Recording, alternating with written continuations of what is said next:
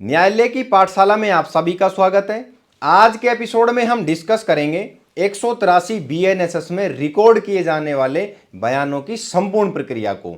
ध्यान रहे, पहले इसे 164 सीआरपीसी के नाम से जाना जाता था।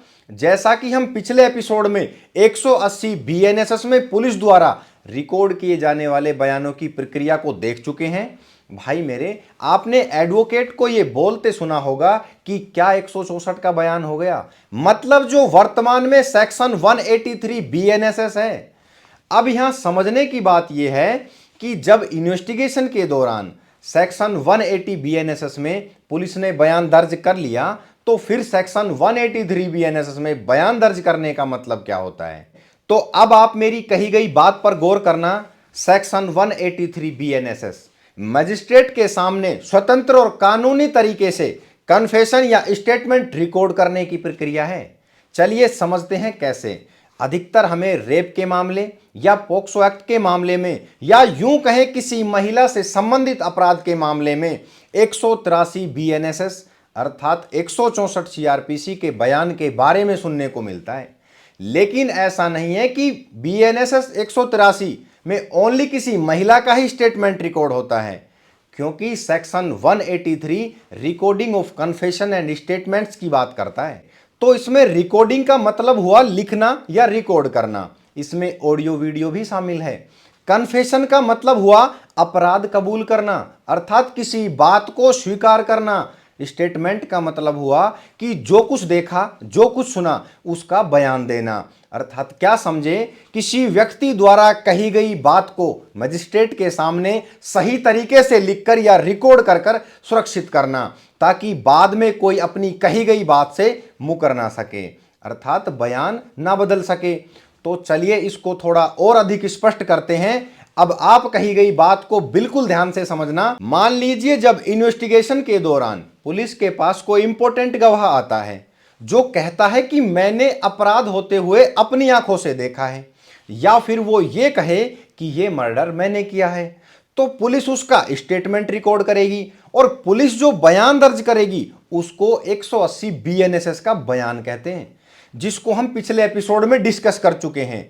मतलब ये पुलिस इन्वेस्टिगेशन के दौरान आने वाली एग्जामिनेशन ऑफ विटनेसेस की स्टेज है।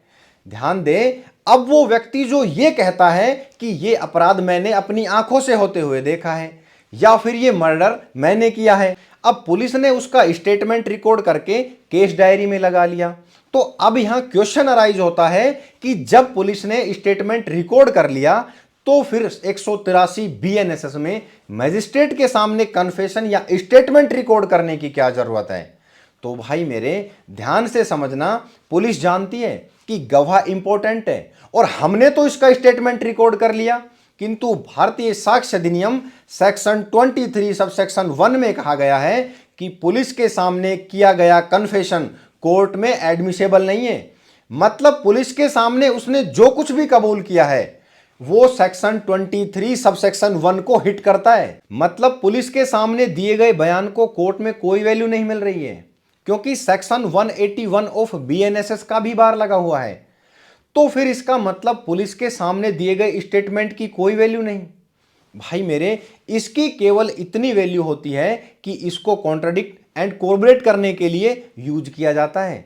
तो इसीलिए यहां पर पुलिस सोचती है कि व्यक्ति हमें तो खुद से सब कुछ सही बता रहा है, लेकिन कल को ये कोर्ट में पलट जाए और वहां कोई और स्टेटमेंट दे सकता है, तब रोल में आता है सेक्शन 183 ऑफ बीएनएसएस। अब मेरी बात पर ध्यान देना। अभी केस अंडर इन्वेस्टिगेशन ही है और उस दौरान कोई कन्फेशन कर रहा है या कोई किसी बात को कबूल कर रहा है, तब बयान मजिस्ट्रेट के सामने रिकॉर्ड कराया जाता है। और यह बयान एफआईआर दर्ज होने के बाद और चार्जशीट पेश करने से पहले अर्थात इन्वेस्टिगेशन स्टेज पर ही रिकॉर्ड कराया जाता है। ध्यान रहे, जब मामला रेप केस या महिला के संबंध में हो, तब ऐसे मामलों में पीड़िता का बयान जल्द से जल्द मजिस्ट्रेट के सामने लिया जाता है, ताकि उसकी बात सुरक्षित और मजबूत रहे। व्यवहारिक तौर पर देखा जाता है कि जब बयान बदलने का डर हो, मतलब यदि लगता हो कि गवाह पर दबाव आ सकता है या वह बाद में पलट सकता है, तो पहले ही उसका बयान मजिस्ट्रेट के सामने रिकॉर्ड करा लिया जाता है।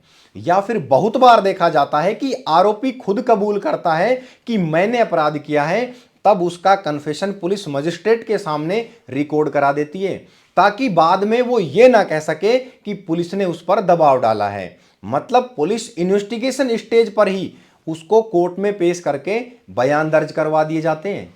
और जिस किसी को भी ये लगता था कि 164 सीआरपीसी में केवल महिला के बयान दर्ज होते हैं, तो ऐसा नहीं है, बयान किसी के भी कराए जा सकते हैं। बस फर्क इतना है कि महिला के मामले में मजिस्ट्रेट के सामने बयान दर्ज करना मैंडेटरी होता है। अब कुछ जरूरी बातें व्यवहारिक तौर तरीके से समझते हैं।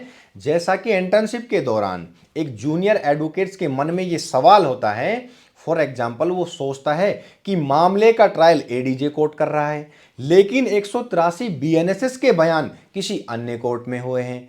उसको समझ नहीं आता कि फाइल कहां चल रही है। तो इसके पीछे कारण है सेक्शन 183 में निर्दिष्ट बातें, क्योंकि इसमें कहा गया है कि कोई भी मजिस्ट्रेट किसी व्यक्ति का बयान या किसी गवाह का स्टेटमेंट ले सकता है, और इसके लिए उसे यह देखने की जरूरत नहीं है कि मामला उसके क्षेत्राधिकार का है या नहीं, केस में अभी इन्वेस्टिगेशन शुरू हुई है या नहीं। ध्यान रहे, 183 के बयान का ऑडियो वीडियो भी रिकॉर्ड हो सकता है, और बयान एक्यूज के एडवोकेट की मौजूदगी में भी हो सकता है यदि कोर्ट चाहे।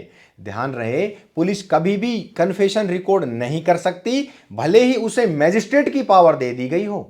हमेशा मैजिस्ट्रेट के सामने ही की गई कन्फेशन वैलिड मानी जाती है। ध्यान रहे, जब मैजिस्ट्रेट किसी व्यक्ति का बयान दर्ज कर रहा होता है, तब वो उस व्यक्ति से कहता है कि तुम बयान देने के लिए बाध्य नहीं हो, और यदि तुम यहां कोई कन्फेशन दोगे तो वो तुम्हारे अगेंस्ट इस्तेमाल की जाएगी। किसी के दबाव में आकर कोई बयान मत देना। अगर व्यक्ति ये कहे कि मैं कन्फेशन नहीं देना चाहता, मुझे तो पुलिस ने मजबूर किया है, तो मैजिस्ट्रेट उसे पुलिस कस्टडी में वापस नहीं भेजेगा, और यदि वो आरोपी है तो उसे जुडिशियल कस्टडी जरूर भेज दिया जाता है। सरल शब्दों में समझे तो यूं समझे, जब 183 बीएनएसएस में बयान रिकॉर्ड हो जाता है, तब अंत में उस व्यक्ति के सिग्नेचर होते हैं और दिए गए बयान को सीलबंद लिफाफे में रखा जाता है। आफ्टर दैट बयानों की एक कॉपी आईओ को मिलती है, जिसको कि केस डायरी में लगाया जाता है। ध्यान रहे, आरोपी को 183 में हुए बयान की कॉपी चार्जशीट फाइल होने के बाद ही दी जाती है। इससे पहले 183 में हुए बयानों को आरोपी व्यक्ति नहीं देख सकता। आपकी जानकारी के लिए बता दें, 180 बीएनएसएस में रिकॉर्ड किए जाने वाले बयान में बयान देने वाले के सिग्नेचर नहीं होते, जबकि 183 में होने वाले बयान में बयान देने वाले के सिग्नेचर कराए जाते हैं। अगर हम बात करें 180 एंड 183 बीएनएसएस की एविडेंसरी वैल्यू क्या होती है, तो सेक्शन 180 बीएनएसएस सिर्फ कॉन्ट्रडिक्शन के काम आता है, यानी कि इसे सीधे आधार बनाकर सजा नहीं दी जा सकती, क्योंकि यह पुलिस के सामने दिया गया बयान होता है। जबकि 183 बीएनएसएस की वैल्यू बहुत अधिक होती है, क्योंकि ये मजिस्ट्रेट के सामने दिया गया बयान होता है। किंतु ध्यान रहे, 183 एंड 180 के बयान के आधार पर डायरेक्ट सजा नहीं दी जा सकती, क्योंकि ये सब्सटेंटिव एविडेंस नहीं होते। मेरी बात पर गौर करना, दोनों बयानों का महत्व एज पर सेक्शन 148 ऑफ भारतीय साक्ष्य अधिनियम आप क्रॉस एग्जामिनेशन करते हो। मतलब अगर किसी गवाह ने पहले 180 के बयान में अलग बयान दिया और 183 में कुछ और बयान दिया है, और अब कोर्ट में कुछ अलग बोल रहा है, तो आप उसका पुराना बयान दिखाकर उससे कॉन्ट्रडिक्शन या कोरबरेट कर सकते हैं। मतलब यदि आप डिफेंस के एडवोकेट हैं तो अपने मतलब के हिसाब से क्रॉस एग्जामिनेशन करेंगे, और यदि प्रोसिक्यूशन एडवोकेट हैं तो उसके हिसाब से करेंगे। तो इसी तरह से फिर कोर्ट तथ्य तक पहुंच पाता है। तो आज के एपिसोड में इतना ही, मिलते हैं नेक्स्ट एपिसोड में नेक्स्ट प्रोसीजर के साथ।